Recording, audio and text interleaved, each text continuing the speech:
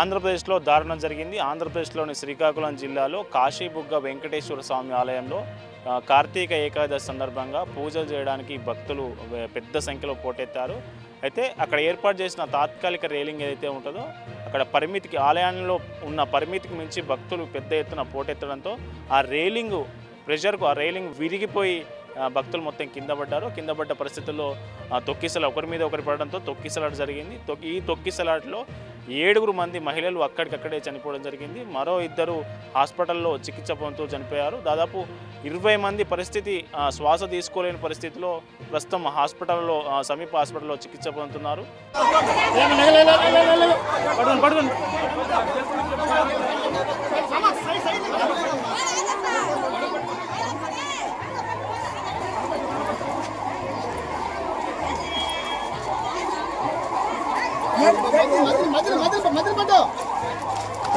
జాగ్రత్త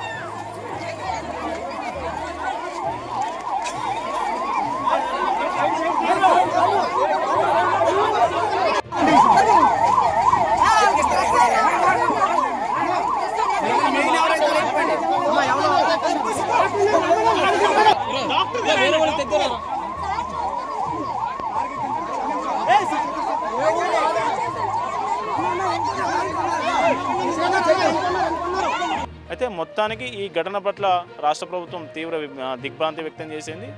సీఎం చంద్రబాబు నాయుడు ఈ ఏదైతే మృతుల కుటుంబాలకు సానుభూతి ప్రకటించారు. అట్లాగే కేంద్ర మంత్రి రామ్మోహన్ నాయుడు కూడా ఈ తొక్కిసలాట ఘటనకు సంబంధించి స్పందించారు. ఎవరైతే క్షతగాత్రులు ఉంటారో వాళ్ళకు వెంటనే నాణ్యమైన వైద్యం అందించాలని అక్కడున్న స్థానిక అధికారులను ఆదేశించడం జరిగింది.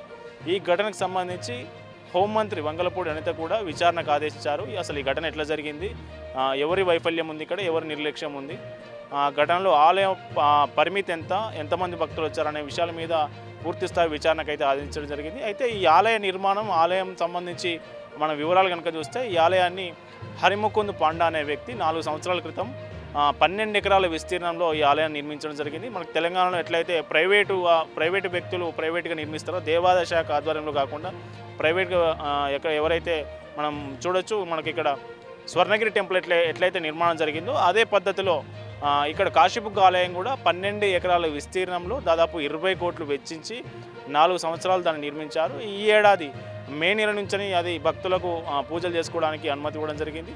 ఈ మే నెల నుంచి పూజలు నడుస్తూ ఉన్నాయి. అయితే ఇప్పుడు కార్తీక మాసం నడుస్తుంది కదా, ఏకాదశి సందర్భంగా స్వామివారిని దర్శించుకోవడానికి పూజలు చేయడానికి భక్తులు పెద్ద సంఖ్యలో తరలి రావడం జరిగింది. దాదాపు 23,000 మంది భక్తులకు కెపాసిటీ గల ఈ ఆలయంలో 25,000కు పైగా భక్తులు తరలి రావడంతో అక్కడ ఏర్పాటు చేసిన రైలింగ్ విరిగిపోయింది. ఆ విరిగిపోయిన క్రమంలోనే భక్తులు ఒకరి మీద ఒకరు పడ్డారు.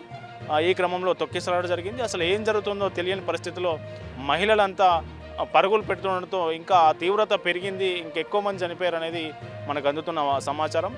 ఈ ఘటనకు సంబంధించి ఎవరి వైఫల్యం ఉంది, ఎందుకు వీళ్ళంతా ఈ తొక్కిసలాట జరిగిందనే అంశం మీద రాష్ట్ర ప్రభుత్వం అయితే దీనికి విచారణకు ఆదేశించింది. అయితే మృతుల సంఖ్య దాదాపు 20 మంది ప్రస్తుతం ఆయా హాస్పిటల్లో చుట్టుపక్కల ఉన్న హాస్పిటల్లో చికిత్స పొందుతున్నారు. ప్రస్తుతం ఇప్పటి వరకు 9 మంది చనిపోయారు. ఈ మృతుల సంఖ్య మరింత పెరిగే అవకాశం ఉన్నట్టు చెప్తా ఉన్నారు. మరి ఈ హాస్పిటల్ సంబంధించి ఎవరైతే నిర్మాణం ఉన్నారో ఈ దేవాదాయ శాఖ ఆధ్వర్యంలో పనిచేయలేదు కాబట్టి ఈ హాస్పిటల్ నిర్మాణకర్తపై ఎట్లాంటి ఏమైనా చర్యలు ఉంటాయా, లేదంటే ఈ విచారణలో ఏం తేలుతుంది, వీళ్ళకు మృతుల కుటుంబాలకు ప్రభుత్వం ఎట్లాంటి భరోసా ఇస్తుంది, ఎట్లాంటి పరిహారం అందజేస్తుంది అనే వివరాలు మనకు ప్రభుత్వం నుంచి రావాల్సి ఉంది.